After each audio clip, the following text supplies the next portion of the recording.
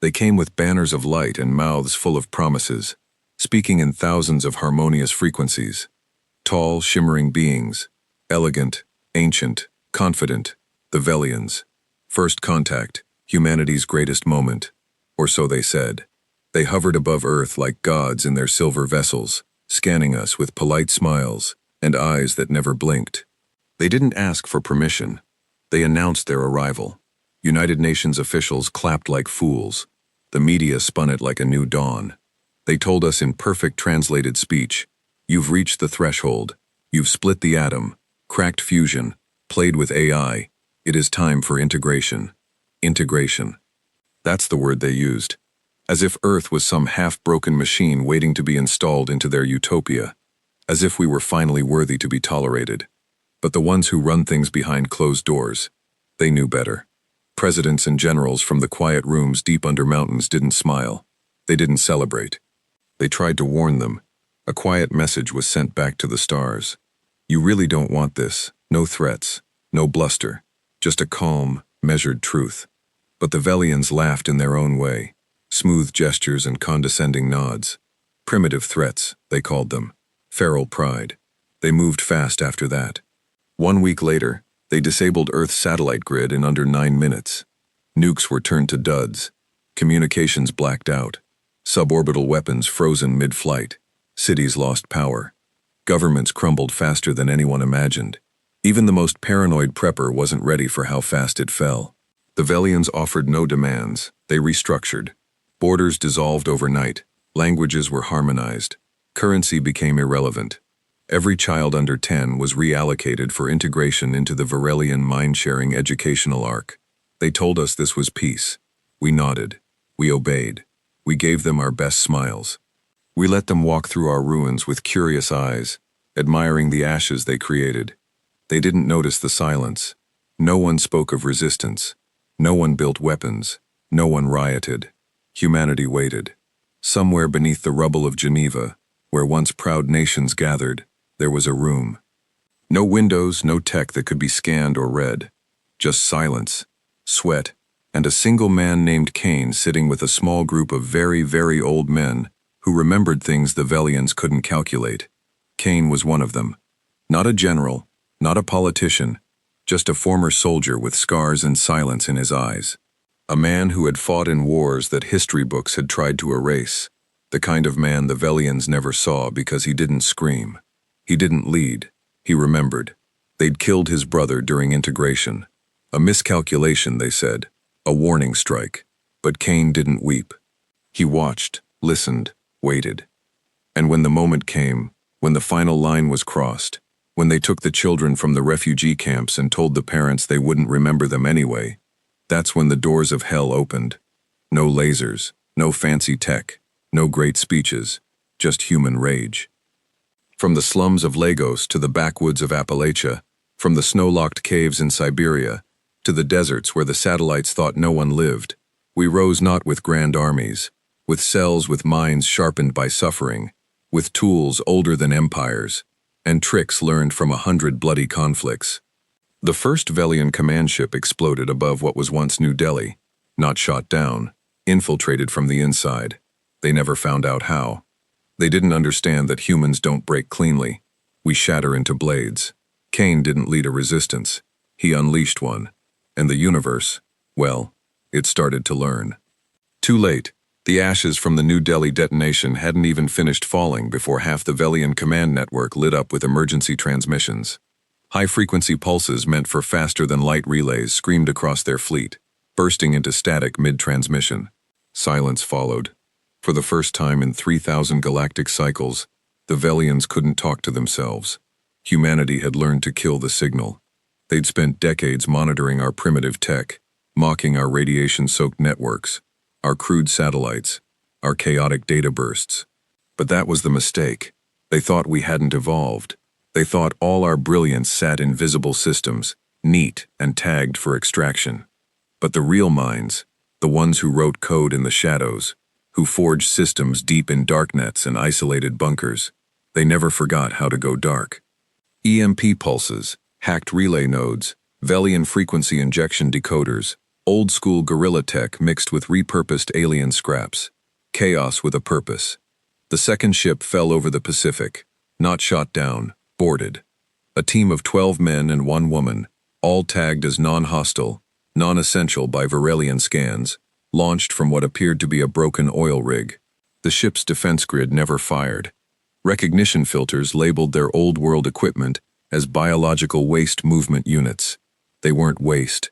They were the fist. Varelians bled. Not red, but bright white and vapor-thin. Their bodies broke like silk snapping under stress. Elegant and frail. And they weren't trained for pain. They never had to be. Their civilization hadn't fought a war in over 800 years. Humanity's last 80 years had been nothing but war. They moved like dancers in armor with ceremonial blades and gentle energy restraints. Beautiful, balanced, precise, and they got butchered. One of the human insurgents, a former factory worker named Dunn, rammed a crowbar through a Velian's throat while screaming, "This is for my kids, you pale fuck." Blood mist sprayed over the walls. The ship's AI reported a full breakdown in environmental balance and began quarantine protocols. It was too late. They'd hardwired explosives into their own oxygen tanks and set them off with makeshift ion charges once they reached the core. The vessel fractured in midair like glass cracking under heat, broke into 6 flaming pieces, and plunged into the ocean like a dying god. The Varelians tried to respond. They issued planetary calming measures. Cities were gassed. Drones patrolled the streets and fired stun rounds that paralyzed victims for weeks. They built new towers, sleek and humming, with silent control frequencies meant to pacify aggressive neural tendencies. And that was their second mistake. They thought humans had a limit. In the undergrounds of collapsed metro stations, in the woods where satellites no longer scanned, men trained like wolves, fathers with dead children, brothers who watched their families disappear in clean white ships. Soldiers who'd been discharged long ago, but never forgot how to hate. One of them was known only as Rusk, a name not recorded in any system, not attached to any military registry. He didn't lead with speeches. He didn't command. He moved in silence with scars running down his back like a map of old wars. When he looked at you, it felt like something ancient had just turned its head. Kane knew him. They never spoke much, just nods, mutual understanding. Rusk took the eastern sector, coordinating the blackout across Eurasia. Whole cities disappeared from orbital scans. Not destroyed, vanished. Varelians called it a quantum echo displacement event. They had no idea it was just humans rigging old power plants to generate massive electromagnetic curtains, hiding everything underneath. Primitive? No, just human. By the end of the first month, the Velians declared Earth unstable. But even then, they didn't evacuate. Pride held them in place. Arrogance. After all, what was humanity but a loud, violent species with poor impulse control? They hadn't learned yet.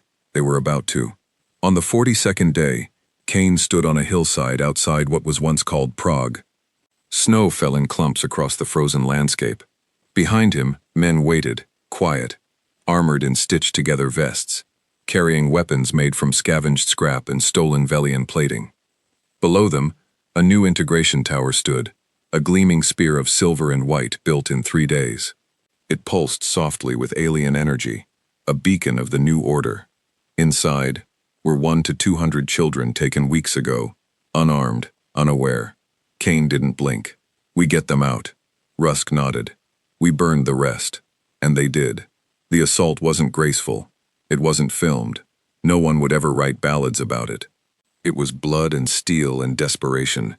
Humans crawling through sewer pipes with knives in their teeth. Silent takedowns of guards with faces like mannequins. Explosives rigged with kitchen timers and hairdryer parts. They fought dirty, because that's how you fight when there's no backup coming. By the time the children were freed, 2 Velian commanders were hanging by their necks from a broken support beam.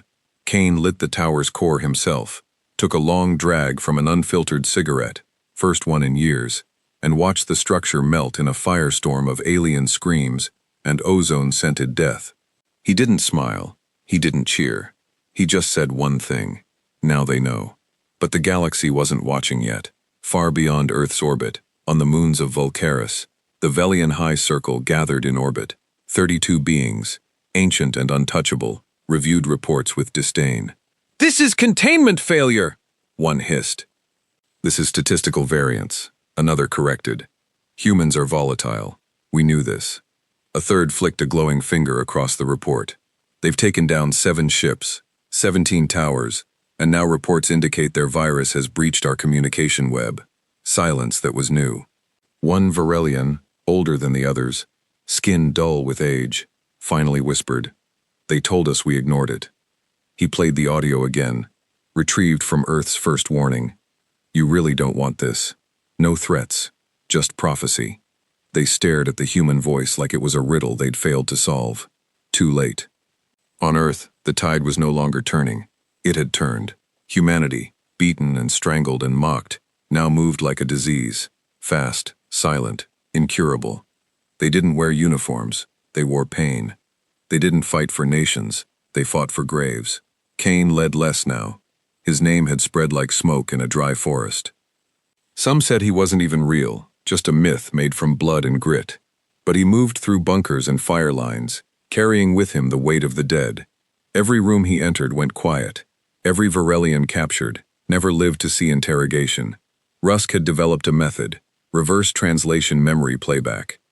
The alien mind could be cracked open like an egg under the right frequencies. It was hell to watch and worse to listen to. But it worked.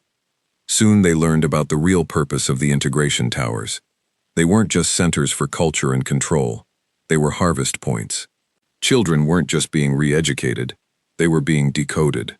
Human neural patterns, chaotic, unpredictable, beautifully irrational, were being cataloged, broken down, turned into weapons. Not for Earth, for other species. The Velians were preparing for something else, something they feared. And humanity's mind was the perfect tool. They never planned to let us live. They came for the data in our brains. Cain stared at the report for an hour, hands shaking. I warned them, he whispered. And then he burned the file piece by piece, while outside, air sirens echoed through the night. At the 90-day mark, Earth was no longer considered a compliant territory. The Varelians escalated. Orbital bombardment. They fired kinetic rods from low orbit. No explosives, just pure velocity. Whole cities disappeared under impact craters the size of mountains. That was the third mistake. They thought fear would bring surrender. Instead, they triggered the Black Protocol. Something buried, old, not sanctioned, not even official. It lived under the Arctic ice. The last resort. A lab, run by men whose names were erased decades ago. Engineers, scientists, devils in human form. They'd created a virus, not biological, mimetic. A thought so dangerous, so corrosive to control systems, that any AI exposed to it either locked itself in permanent shutdown or began self-destruct protocols out of pure logic collapse. The Varelians ran on perfect AI. Cain authorized the release. One file, one phrase. You don't understand us because we don't understand ourselves. Broadcast through an old Cold War satellite. Low orbit, untraceable. Within 48 hours, 9 Velian orbital processors failed. 3 warships shut down mid-flight and crashed into the oceans. Drones fell from the sky like rain. Cain didn't watch. He was already preparing for what came next, because he knew the universe wouldn't just send diplomats anymore. They'd send gods. Space isn't silent. That's a myth. It hums.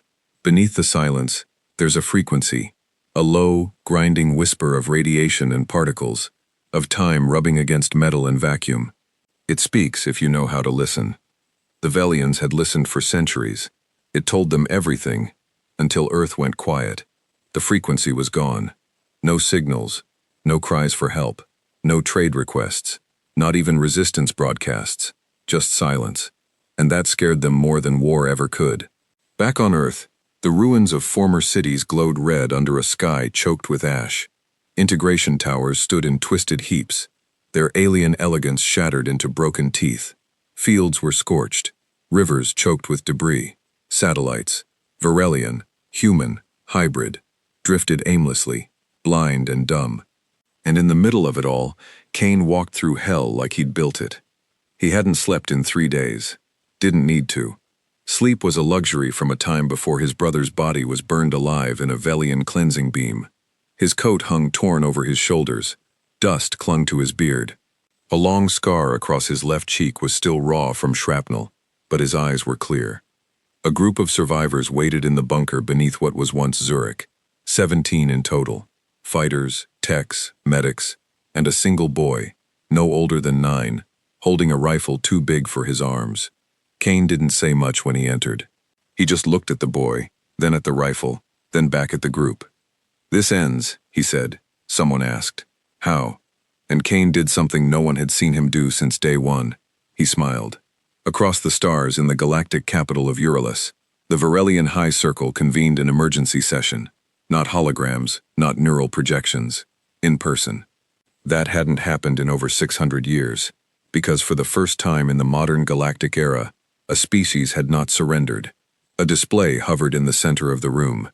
It showed Earth no longer highlighted in green, but black, contaminated, unstable, unreadable. 3 fleets had been lost. Orbital control was gone. Data flow disrupted. Viral interference from a single human meme had crashed 6 central AI cores. More frightening, the Velian minds exposed to the meme began to question orders, doubt, insubordination, self-preservation. The virus wasn't digital. It was human thought. Emotion turned into logic. Chaos wrapped in clarity. They'd thought humanity was disorganized. Now they saw it for what it was. Unpredictable, unstoppable, terminal. The lead chancellor, a silver-skinned entity with 10 eye slits and a mind wired to 8 subminds, stood motionless. Then, with the weight of ancient authority, he said, "Invoke Project God." Gasps, real ones. Even among beings who hadn't gasped in centuries, Project God was never meant to be real. A myth, a final deterrent, the creation of a force that wasn't Velion, something bred for extermination, a tool, not alive, not part of their culture, just born to end things that wouldn't end themselves. And now, for the first time since the forming of the Galactic Accord, the Velians were afraid enough to release it. Earth. 2 weeks later, the sky cracked open. It wasn't fire. It wasn't thunder. It was worse. A ripple like reality splitting at the seams. A ship emerged. No, not a ship. A being. A living weapon. It didn't land. It arrived. And when it stood in the crater it made, it stood 12 feet tall. Its skin made of some black-blue alloy that shimmered like oil and screamed like metal when it moved. No face. Just a smooth plate of dark light. No voice. It didn't need one. They called it Vexar. Kane watched the footage from a secure feed hacked through stolen Varelian tech. He stood in a former high school gymnasium, now turned command post, surrounded by men with blood in their eyes and ash in their lungs. Vexar had landed outside what was left of Cape Town. In 6 minutes, it killed 3,000 people. Not bombed, not vaporized, killed by hand, by claw, by sheer cold efficiency. It moved through resistance fighters like death incarnate. Weapons had no effect. Bullets ricocheted. Energy beams melted on contact. Even the scavenged Velian blades couldn't pierce its hide. It wasn't fighting. It was cleansing. One of Kane's men cursed under his breath. "What the is that thing?" Kane didn't answer. He just turned to the boy with the rifle. The one from Zurich. The boy hadn't spoken since his sister was taken. He just followed Kane now, watched him, learned. Kane knelt, looked him in the eye. "You ready to help me kill a god?" The boy nodded once. Rusk returned the same night. His face was burned, half of it. His voice was raw from inhaling plasma smoke. But he brought data. "I found the server core," he rasped. "Deep in Alaska. Real deep under the ice. Varelian black site, hidden since before they came out in the open." He tossed down a crystal chip. "Everything about Vexar is in here. It's not a soldier, it's a controlled mind. Artificial hybrid of 10 species, but it's wired. Hardwired. There's a trigger." Kane raised an eyebrow. "Suicide switch?" "No, worse." Rusk coughed up blood and wiped his mouth. "It thinks it's alive, but it isn't. It's being fed consciousness on a loop. Recorded memories, simulated trauma. The minute it sees the feed source isn't real, it collapses." "Yep." Kane looked at the chip. Then we give it the truth. They hijacked the largest Velian broadcast node on Earth, a relay tower in what used to be Cairo. Still functional, guarded by over 600 drones and a small unit of Varelian field officers. Kane didn't plan a full assault. He walked in with a group of 6. 3 died before reaching the tower. 1 bled out, hacking the outer gate. Another lost both legs after stepping on a Velian thermal trap. That left Kane and the boy. They reached the broadcast core in silence. The boy plugged in the chip, his hands trembling, his dirty fingers moving across an alien interface like he'd been born for it. Kane stood guard, firing stolen Varelian shots with brutal precision. Each kill silent, each step earned in blood. Then the broadcast went live. Across Earth, Vexar paused mid-strike. It tilted its head as if listening, and it saw. The feed was simple, a loop of its own artificial memories. The same moment repeated, a child's voice, a burning village, a promise of revenge. Over and over, a lie. Then the feed cut. Silence, and Vexar screamed, a high-pitched shattering wail that knocked birds from the sky and split window glass for kilometers. It began tearing at its own head. Its claws dug into its plated chest. It fell to its knees and exploded, not in fire, in light, like something sacred had just died. The shockwave knocked out systems for miles. When the dust settled, all that remained was a crater and the scent of ozone. Kane walked out of the tower with the boy at his side, and across the galaxy, hundreds of Varelian operatives received the same message in hacked implants. Gods die too. The High Circle lost control that night. 2 member systems succeeded. 3 planetary colonies declared neutrality. Varelian fleets began refusing orders. The virus of human defiance had spread. Not through violence, through belief, through proof that the impossible wasn't just possible, it was inevitable. Kane became more than a man. He became the symbol, a warning etched in blood and data. And yet, he wasn't finished, not even close. Because somewhere out there, beyond the collapsing command networks and burning dreadnoughts, the Velians were preparing their final answer, something worse than gods, and humanity. Humanity wasn't afraid anymore. The first ship wasn't beautiful. It wasn't even whole. They called it Gravedigger. Built from the wreckage of 6 downed Velian craft, reinforced with old Earth steel and scavenged orbital parts. It looked like a corpse held together by rust, welding scars, and fury. The hull still had scorch marks and blast craters. One section had Varelian letters half scraped off, still glowing faintly from some forgotten energy circuit. It wasn't sleek. It wasn't clean. It was ours. Inside it smelled like oil and sweat, like blood dried under boots, like hope smeared in rust. Men moved through its narrow halls with weapons slung across their backs and eyes too tired to blink. At the center of it all stood Kane, staring out through a viewport blackened by space dust. They had no jump drive, no shield matrix, no elegant Varelian defense mechanisms. What they had was worse. A target. Coordinates locked, said the pilot, a rough-faced woman who'd lost her jaw to a Velian beam strike. Now she spoke through a filtered Valder, her voice sounding like broken glass, scraping across steel. Kane didn't look at her. Spin up the core. The crew around him tensed. There were no cheers, no rallying cries. They didn't fight for pride. They fought because something had to burn. Time to impact, Kane asked. 4s. We'll break their sky before they see us coming. Good! He stepped away from the viewport and walked the corridor. As he passed, men straightened up, not out of respect, but recognition, shared pain, shared rage. Some nodded, others just watched him like he was a ghost. They'd all seen what the Velians did to Earth.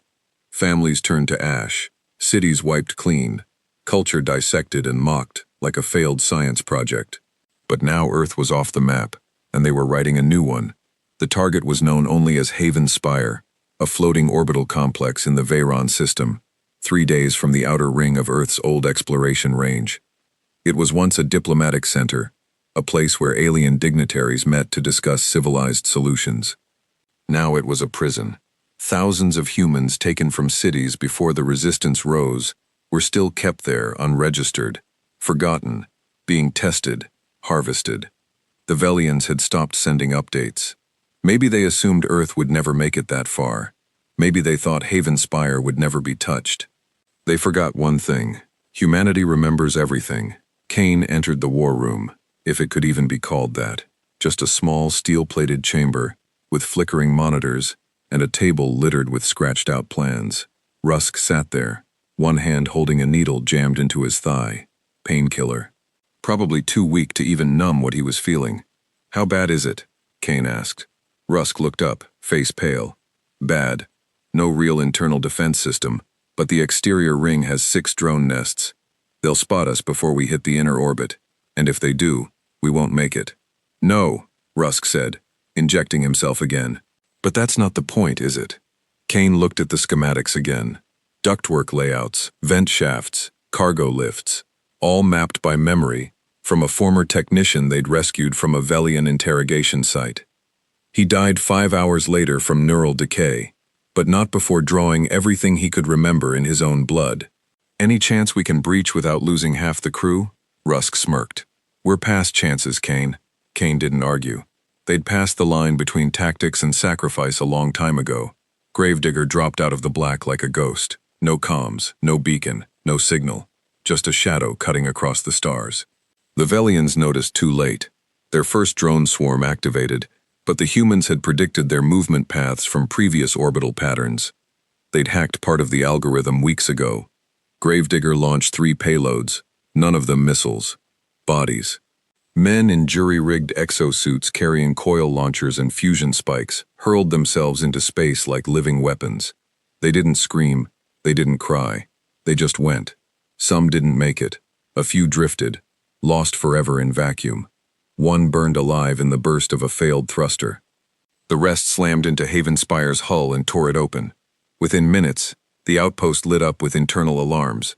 The Velians weren't prepared. They'd never needed to be. Why prepare for war when you believed yourself untouchable? That was the mistake. The same one over and over again. Humans don't knock. They break down the door. Kane led the second wave himself.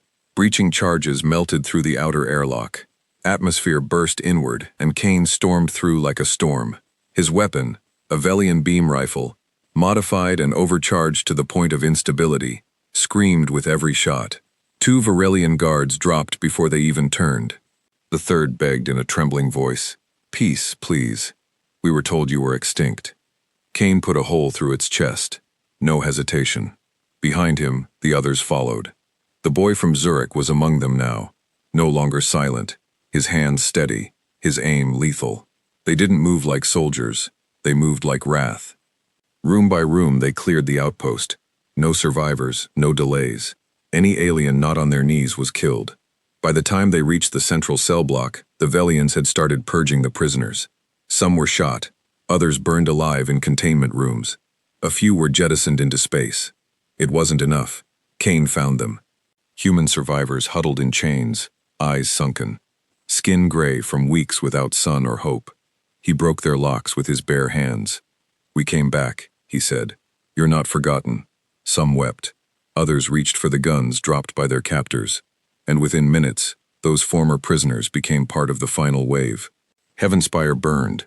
The outer ring collapsed under its own weight, and Gravedigger rammed the command core on purpose. Suicide strike. No one aboard. Kane and the others had already escaped in drop pods, dragging survivors through enemy fire, dodging railgun bursts and plasma fire. Only half made it out, but it was enough. The Velians would report Haven Spire as destroyed. No survivors, no data, but they'd know. They'd know it wasn't a random act. It was retaliation, a message written in blood and metal. "We can reach you anywhere, back on Earth." The stars looked closer now. Kane stood atop a ridge overlooking the sea, the wind whipping his coat like a flag.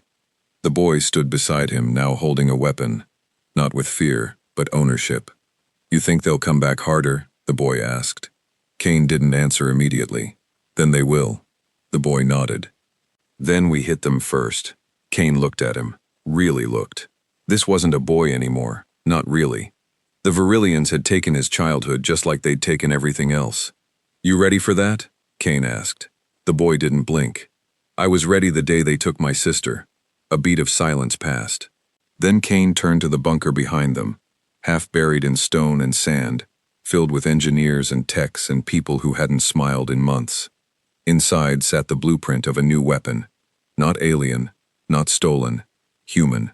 It didn't have a name yet, but when it launched, it wouldn't bring peace. It would bring a reckoning. They came with fire this time. Not drones, not probes, not diplomats, war fleets. 200 vessels from 12 systems, Velian-led, but not alone. They brought conscripted species from conquered planets, some forced by ancient treaties, others manipulated into obedience through fear or favors. A show of power, unity, and vengeance. They called it the Purity Armada. Their mission was clear: cleanse Earth, end the human infection. No more mercy, no more experiments, no more integration, just extinction. They arrived on the 117th day. From the moon, they looked like a second sky. Silver and black ships stacked in layers, forming a halo of death. The biggest among them was a mobile command dreadnought the size of New York, codenamed Oracle Spire, equipped with kinetic rods, molecular disruption beams, and the latest AI battlefield calculators. They didn't broadcast a warning. They didn't ask for surrender. They opened fire. The first strike was surgical. Tungsten rods rained down like the wrath of forgotten gods, slamming into Earth's surface at Mach 12. The Pacific boiled. The Himalayas cracked. An old dam in what was once Brazil exploded, flooding hundreds of square miles. Cities vanished. Towers toppled. Whole resistance outposts were erased in flashes of white light. The Velians watched it unfold from orbit with calculated indifference. To them, this wasn't cruelty. This was cleaning. But what they didn't know, what they never learned, was that Earth had stopped building cities. Everything the fleets hit was empty. Decoys, shells, fake power signatures, and echoing heat trails, controlled chaos. The real Earth had gone underground into bunkers, into cave systems, into places the satellites couldn't see, and the algorithms couldn't predict, below where men like Kane waited. In a hollowed-out missile silo deep beneath Greenland, Kane watched the bombardment unfold on a flickering, patched-up monitor. The feed came from hacked Varelian satellites, rerouted through a scavenged orbital buoy they'd taken months ago during the Haven Spire raid. Smoke poured from the speakers. Heat crackled in the circuits, but the message was clear. "They're here," Rusk said, limping into the room with one leg wrapped in blood-soaked bandages. Kane didn't look at him. His eyes were locked on the black shape of Oracle Spire, hovering like a judgment over the Atlantic. "You got the payload?" Kane asked. Rusk nodded. 3 of them loaded into the Archowlers, still running hot but stable. "And the gate?" Rusk looked grim. "Test it once. It worked. Barely. But if it collapses mid-transit, we'll lose the whole strike team." Kane turned from the screen. "Then we don't miss." 2 hours later, the Archowlers launched from a hidden canyon near the former Chilean border. Massive, ugly transport ships built from Earth's last functioning fusion cores. They didn't look like warships. They weren't meant to. They were missiles with pilots. Inside the first was Kane, strapped into a harness, his face grimy, his pulse steady. The others behind him were silent fighters who'd survived orbital strikes, who'd watched their cities burn, and still kept loading ammo and stitching up their wounds. One of them, an older man named Kaw, grunted. "So this is it. We hit him back." Kane didn't look up. "We end them." And then the ships jumped. No fancy Varelian slipstream, no calibrated warp, just raw human-engineered dimensional piercing. A half-functioning gateway ripped from stolen tech and stabilized with physics that should have never worked. They didn't travel through space. They punched a hole in it and bled through. The side effects were instant: nausea, temporary blindness, hallucinations. But Kane held steady, focused. He'd stared into the void before. This time it blinked first. Oracle Spire's bridge was quiet, too quiet. The fleet's commander, High Strategist Thalk, watched the bombardments continue from a reinforced viewing dome. Around him, information flowed across translucent screens: statistics, casualty projections, structural integrity charts. Earth was breaking, and yet something felt wrong. Thalvek turned to one of the ship's neuroids, a thin Varelian, with half of its head encased in a cognition net. "Any return fire?" "None." "Strategist, human broadcasts." Silence. "Pattern analysis?" "Unknown." Probability deviation at 87%. Human reaction is illogical. Thalvik narrowed his eyes. Or too logical for us to understand. That's when the alarm screamed. The Archallers arrived. Not in stealth, not in silence, in violence. They tore out of a rift just kilometers from Oracle Spire's hull, their exteriors already ablaze from entry. One slammed into a support cruiser mid-flight, ripping it in half, before detaching its escape pods like fangs. The other two dove straight toward Oracle Spire. Thalv screamed for shields, but it was too late. The first pod hit the hull and cut through it, liquid metal carving a hole in the command dome. Explosions rippled through the outer shell. Decks vented into space. Lights died. And from the broken spine of the ship, humans poured in. Kane landed hard, rolling across the burning floor of Deck 9. He rose to his feet, coughing smoke, ears ringing. Gunfire lit the hallway. He didn't wait. His rifle snapped up, and he moved like a storm. 3 Velians dropped in seconds. One tried to crawl away. He put a boot on its throat and crushed it, behind him. Cobb took a plasma shot to the ribs and went down, but not before blowing a hole through the ship's security node. The floor trembled. Sirens wailed in multiple languages. Chaos. Perfect. Thal barely escaped the command deck. His once perfect robes now torn, his face burned. He fled through the collapsing hallways with a small guard unit. "How did they get here?" he shouted. "How?" The aide beside him, bleeding from a cracked skull, wheezed out one word. Gate. That was impossible. Earth didn't have gate tech. Not stable, not safe. It required quantum balance, phased slip control, infinite energy reserves. Humans didn't have that, unless they'd stolen it, or worse, made their own. Kane reached the core chamber within 17 minutes of breach. Only one guard team remained, already locked in a brutal standoff with human fighters. Bodies littered the deck. He kicked down the last door, and there it was.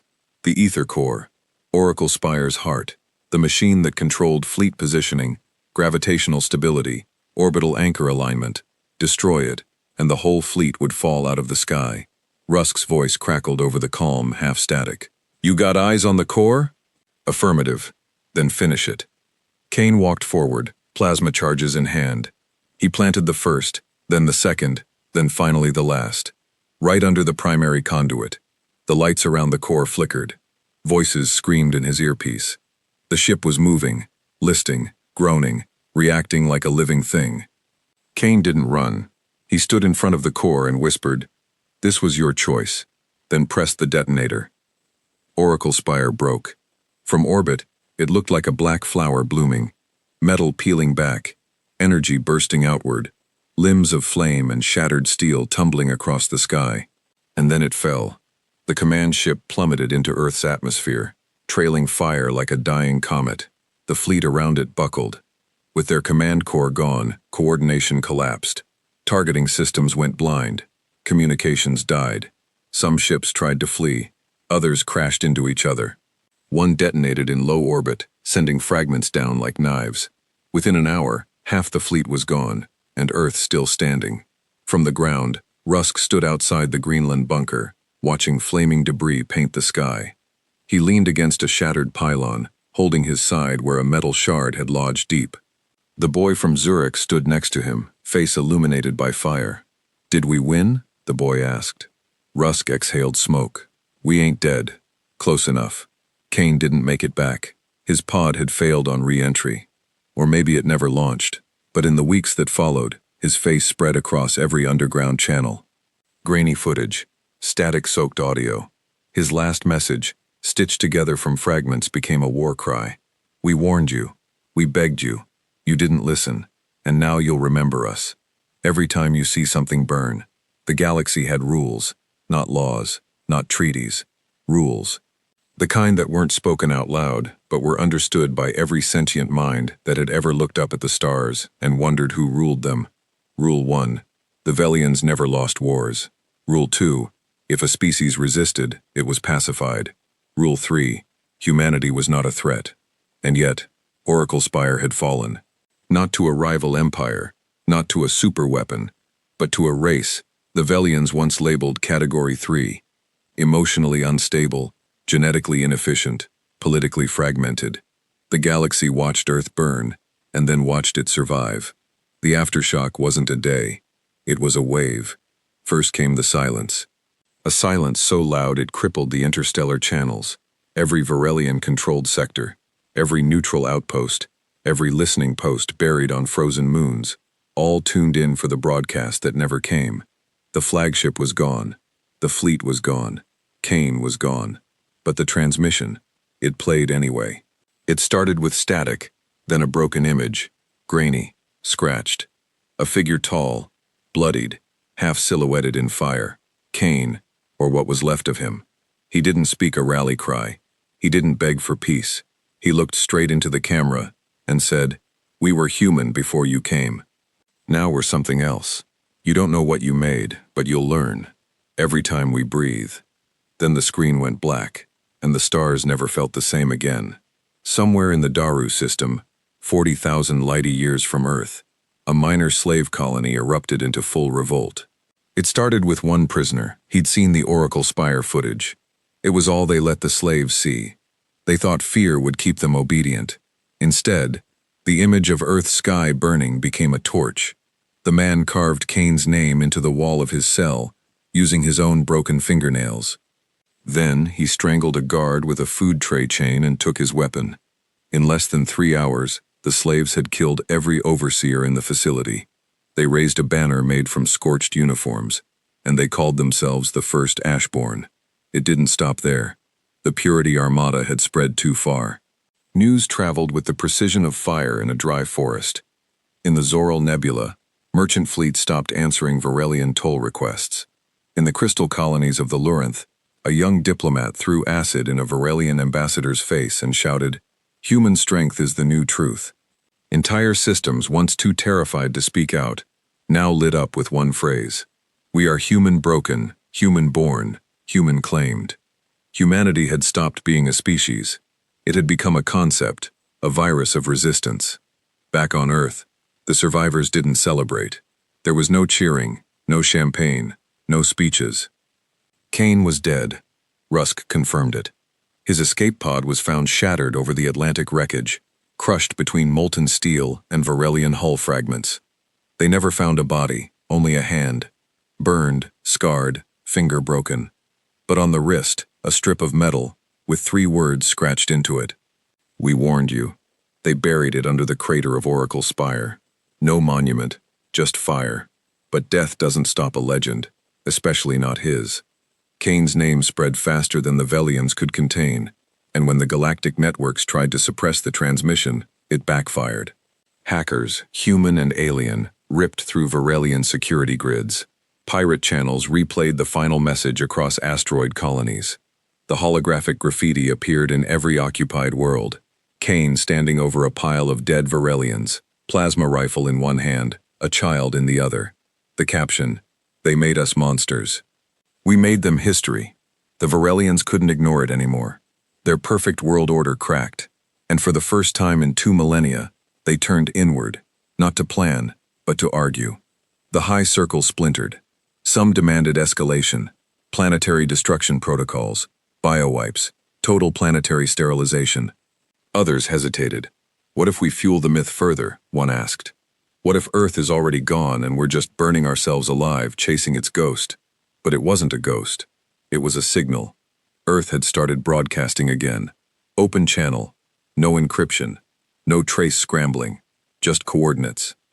One set over and over. They pointed to a derelict Varelian relay station in a dead zone known as the Cradle of Silence. A place abandoned after an AI collapse centuries ago. Why there? The Velians sent a scout ship. It didn't return. They sent a warship. That didn't return either. Then came the 3rd signal. Same voice, same man, same message. Come find out.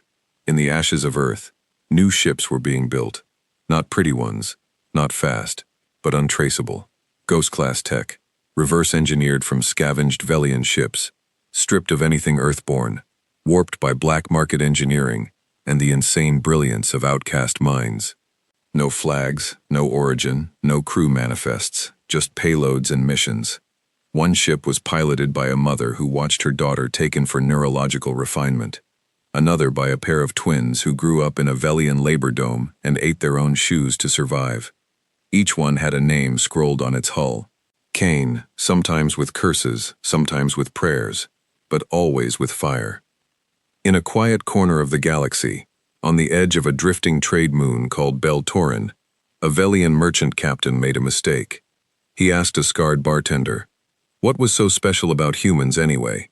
The bartender, an old XMC from some forgotten war, leaned in and said, "You know why your kind lost? You never understood the difference between fear and fury."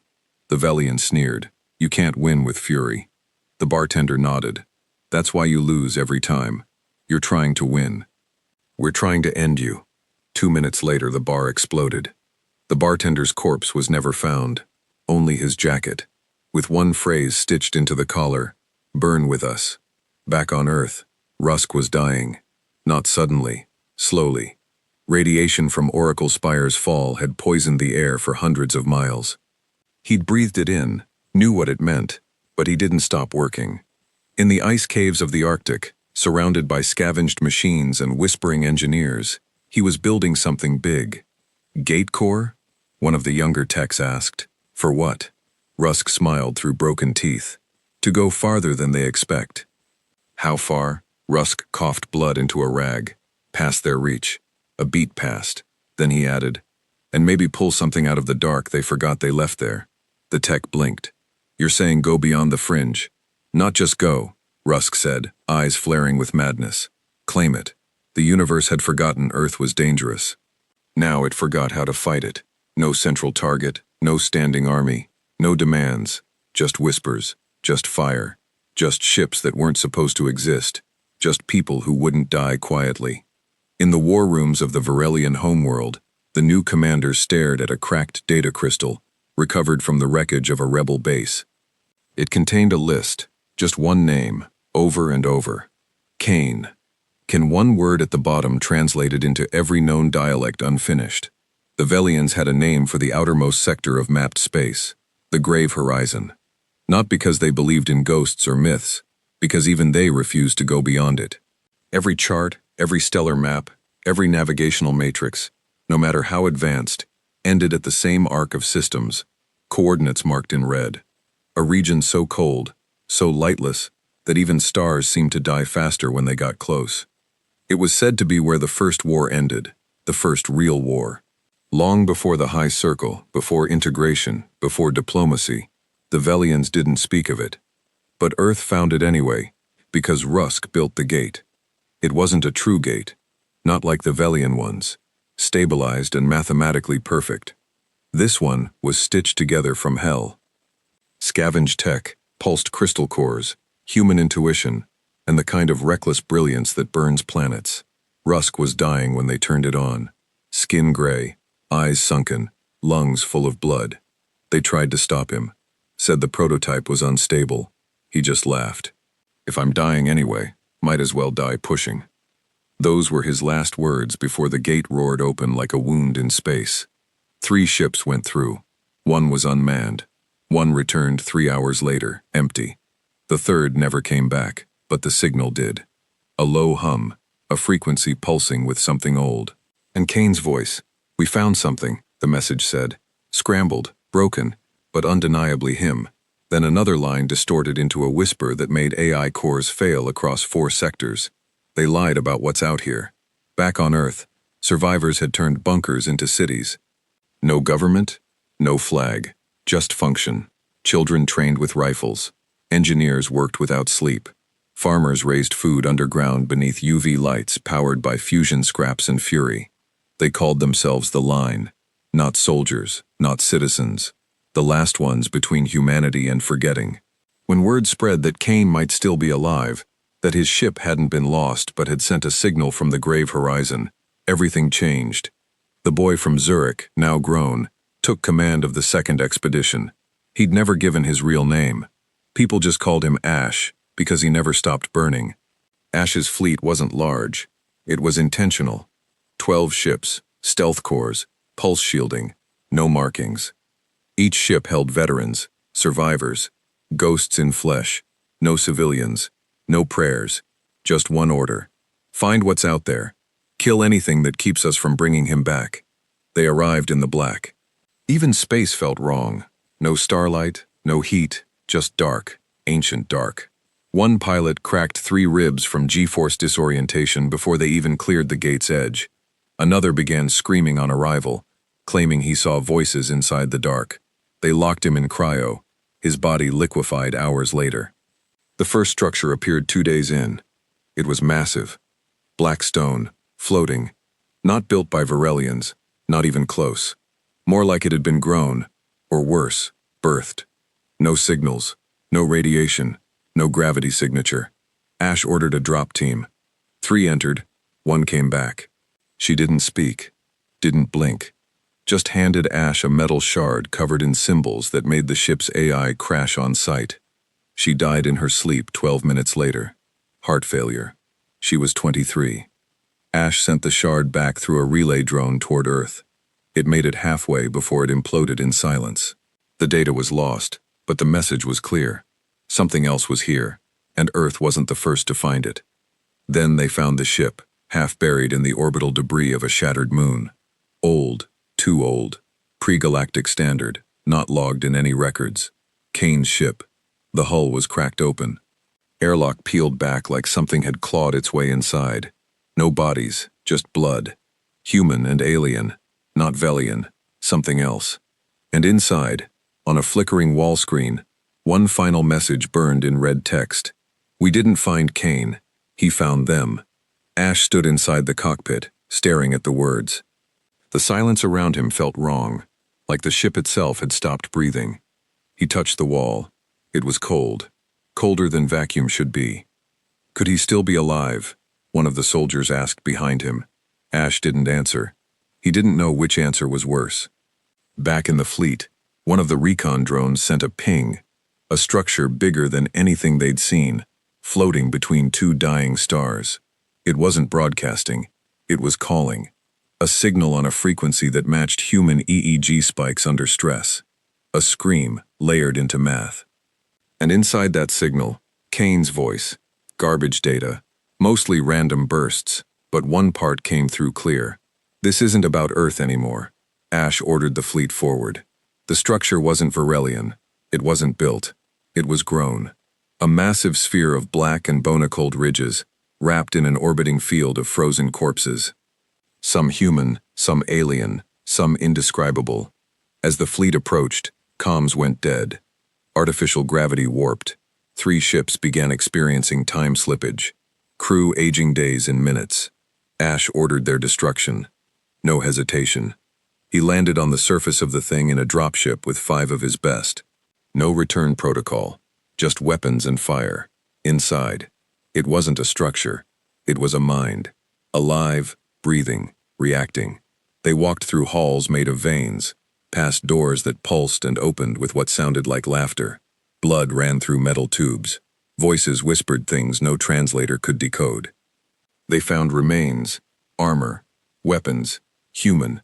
Kane's team, burned, torn, but not broken. Then they found the chamber. At the center was Kane, alive, but not.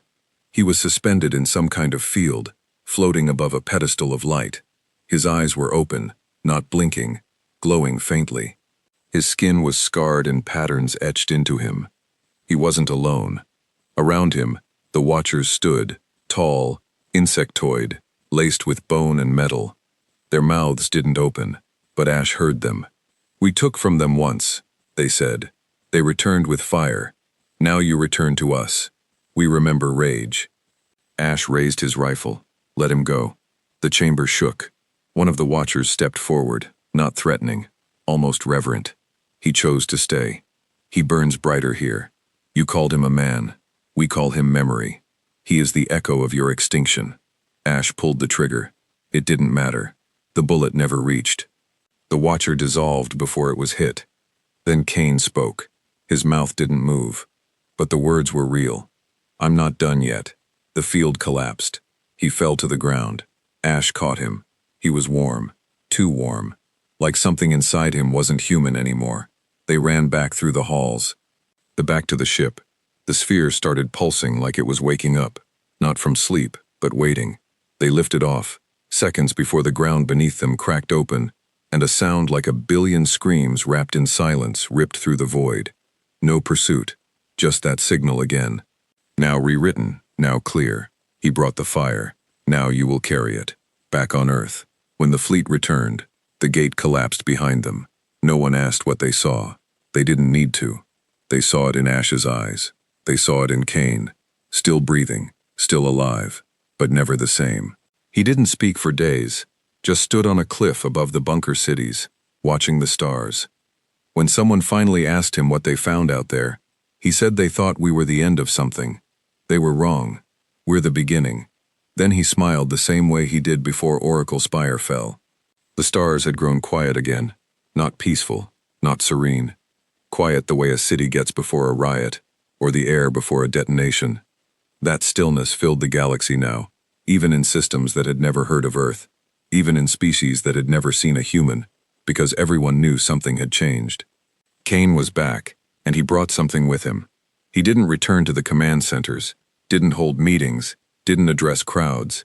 He just walked through the underground cities, past the ash farms and fusion fields, through corridors where children stopped playing, and watched him like something holy or haunted had passed by. Ash walked beside him, older now, hardened, carved by war and by what they saw beyond the grave horizon. He didn't ask questions anymore. There were no answers left that could matter. Kane had changed, not just in the way he looked, thinner, quieter, eyes burning with something deeper than rage, but in the way the world moved around him. Electronics fluttered when he walked by. Machines obeyed without command. Sometimes the air itself bent just slightly, like space had learned to fear him too. He wasn't augmented. He wasn't possessed. He was consecrated. Whatever had happened out there in that black place, it hadn't broken him. It had reshaped him. It began with a whisper, one Velian outpost gone, no explosion, no survivors, just a hollow station floating in silence, with a single message carved into the walls, in over a dozen languages. We remember Haven Spire, then another station, then another, then a minor fleet burned in formation. The wreckage arranged to spell one word in the language of old Earth, unforgiven. Kane didn't give the order. No one did. But the humans understood. All of them. It wasn't about strategy anymore. Not politics, not justice, not even survival. It was debt, and the galaxy owed. The offensive was decentralized. Earth sent nothing. The line sent everyone, every cell, every colony, every hidden bunker across human space, launched their own attacks. Independent, ruthless, coordinated through instinct, not command. Each strike left behind no prisoners, only symbols, scars carved into walls, skulls arranged in spirals. Transmission beacons that played only Kane's last message on loop. You really didn't want this. On the edges of Velian space, panic set in. Fleets pulled back, defense grids overloaded, civilian transports flooded evacuation routes that had never been tested because no one had ever believed they'd be used. The High Circle tried to regain control, tried to calm the outer systems with words like containment and nonlinear resistance. But the outer systems had seen the footage. They saw Oracle Spire fall. They saw the dark place beyond the stars, the one the Varelians said didn't exist, and they heard the rumors. That Kane didn't just return, that he brought a god back with him. It wasn't a god, though. It was worse. It was faith. Not religious, not spiritual, just belief sharpened into something fatal. And once that belief took hold, it infected others. Alien species once allied with the Varelians began defecting. Not to join Earth, to join the fire. A soldier from the Onyx Cradle burned his own general alive on live broadcast, shouting, "I am human in purpose, if not in blood." He was killed moments later, but his words spread. They were painted on walls across 6 systems in the next 48 hours. The final phase had no name. There was no need because by then the galaxy had stopped defending itself. It simply tried to hide. The Velian homeworld was protected by 17 orbital platforms, layered shields, and an artificial gravity moat, meant to destabilize incoming FTL arrivals. The line sent 30 ships. Only 6 made it through, but they didn't need 30. Each ship was manned by 6 people, Each carried one purpose: make them remember. They didn't attack military installations. They hit archives, temples, art vaults, everything that made the Velians believe they were superior. Wiped in fire and steel. Kane arrived later. He walked alone through the halls of their collapsed parliament over the corpses of leaders who'd poisoned entire planets in the name of peace. He didn't speak, just stood there as the fire rose around him, and in the center of the inferno, he carved one final message into the steps of their Senate floor. Not a threat, not a victory cry, just a phrase etched in Earth's old tongue. This is what listening too late looks like. Some say he died there. Others say he disappeared. There were stories of him appearing across systems after that. Wounded, burning, silent, sometimes helping, sometimes just watching. One MK claimed he saw Kane on a drifting asteroid station years later, surrounded by children who hadn't seen sunlight, teaching them how to load rifles with bare hands. Another report came from a wandering medical frigate. They claimed he walked in with a wounded boy, handed him over without a word, and walked out the airlock into space. No suit, no ship, just vanished. But Earth remained changed, hardened, silent. They stopped sending messages. They stopped replying to the galaxy's questions. The systems near Earth began calling it the Ember Zone. Not a place, a warning. The galaxy stopped invading, stopped interfering, stopped watching, because Earth never forgot. And no one knew if they'd rise again. But if they did, no one wanted to be the reason. Somewhere in the deepest quadrant of the cradle, on a rogue moon with no name, a fire burns. A small campfire.